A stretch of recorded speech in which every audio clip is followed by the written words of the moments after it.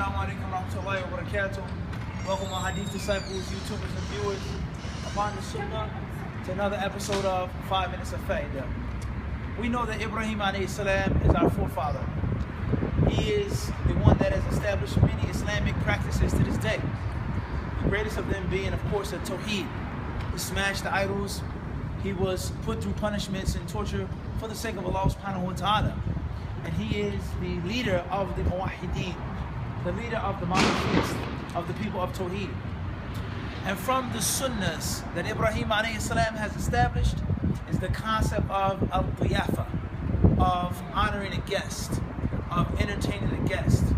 The concept of feeding people, allowing people to come into your house and giving them things to drink, giving them things to eat, and treating them as if they were a part of your household. Ibrahim alayhi salam, he was one of the people that established this basic principle.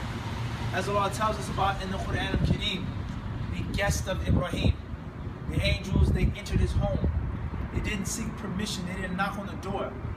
Shaykh Abdurrahman ibn Nasir al-Sa'di rahimahullah, he says from the fawaid of this story is that his house was a well-known place for guests. Is that his house was open for guests. And it was ma'ruf, it was known that they could enter without seeking permission. They sat down, the salams were given, he didn't know, he didn't recognize who they were, and he brought them a roasted calf. He hurried, he rushed to give them some delicious food to eat. So this is what Allah subhanahu wa ta'ala tells about our forefather Ibrahim alayhi salatu wasalam and al-diyafa, honoring a guest, entertaining the guest, looking after your company. As far as the sunnah of the Prophet alayhi salatu wasalam, then there are so many hadith. From them is the most famous, which is the Bukhari Muslim, Abu Hurairah narrated, that the Prophet ﷺ said, he who believes in Allah on the last day, فَلْيُكْرِمْ ضَيْفَهُ, he should treat his guests honorably. He should be kind to them, he should be generous to them, etc. So the question is, in this 5-minute benefit, we don't have time to get into all of the proofs and evidences. What are the etiquettes of having a guest?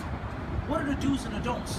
What are the things that I should do or I shouldn't do when someone comes over my house?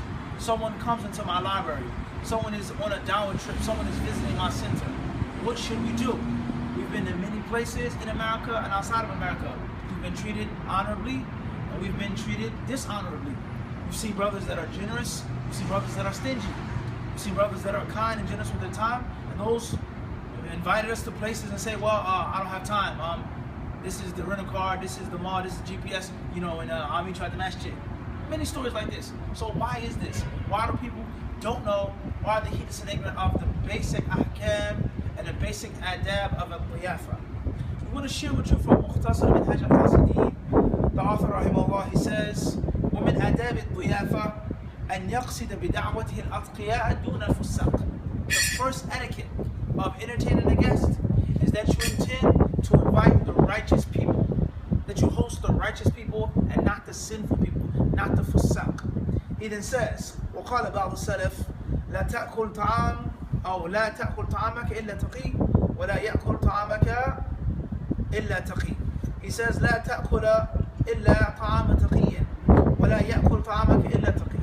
He says that some of the pious predecessors, they said you shouldn't eat food unless it comes from someone who is pious, and you shouldn't allow your food to be eaten except from someone that is pious. No one should enjoy your meal unless they're righteous, and you should enjoy another person's meal unless they are righteous.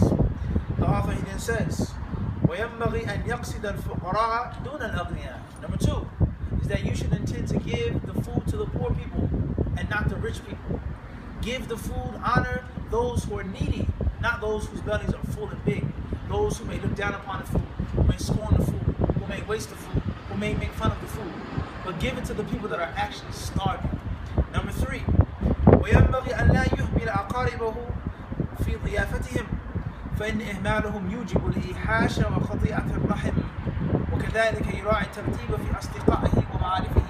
The third etiquette, according to the author, is not to forget about your family members, your relatives, your kinsfolk, those people that are close to you. Don't forget about them. Don't just give food to the strangers, but take care of your family as well.